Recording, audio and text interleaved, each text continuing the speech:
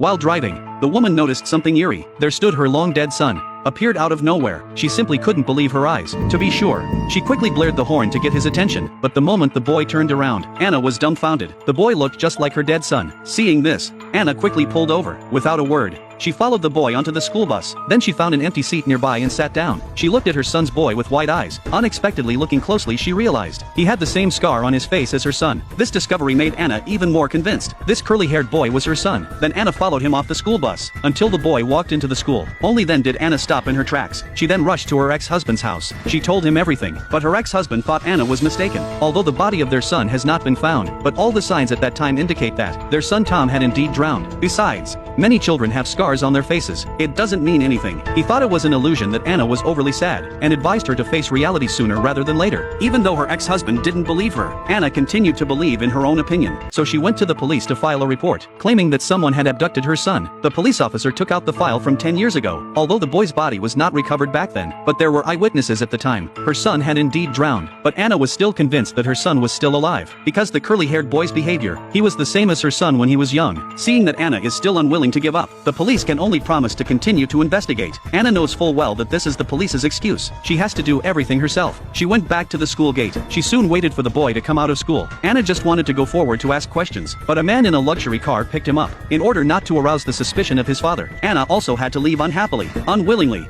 she drove all the way to follow the luxury car, until she arrived at the door of a villa. She hurriedly photographed the house's door number. Back home, Anna investigated. She found that the school was recruiting music teachers. Seeing this, Anna instantly had an idea. Then she took out a photo of her and her son, cut into the same short hair as back then, just hoping to evoke the boy's childhood memories. The next day she came to apply for the music teacher. Luckily, Anna was extremely good at music. The interview was an easy success. Successfully became the music teacher in the boys' class. She was finally able to observe the boy up close. In her conversation with the boy, she learned the boy had no mother since he was a child. He was always dependent on his father. Unexpectedly, Anna's unfailing concern, but let the boy feel the mother's love. But this caused his father Nick's vigilance, and reached out to Anna. His son never mentioned his teacher in the past, but this time he frequently mentioned Anna, so he was curious. In order to dispel Nick's suspicions, Anna immediately changed the topic. She stated that Curly was very musical, and she asserts she can visit to instruct the boy. However, faced with such an enthusiastic Anna, Nick did not even think about it and refused. But how could Anna give up the opportunity to investigate? In the evening, she went straight to the boy's home. Faced with Anna's sudden visit, Nick was confused. He had no choice but to invite her into the house. Seeing Anna earnestly teaching his son music, Nick had no choice but to leave. But then Anna noticed there was not a single picture of him as a child in the villa. The boy didn't know what to make of this. He guessed that it was because of his father's work. This caused them to move around a lot. Maybe his father had lost all the photos, but Anna had a vague feeling that it wasn't that simple.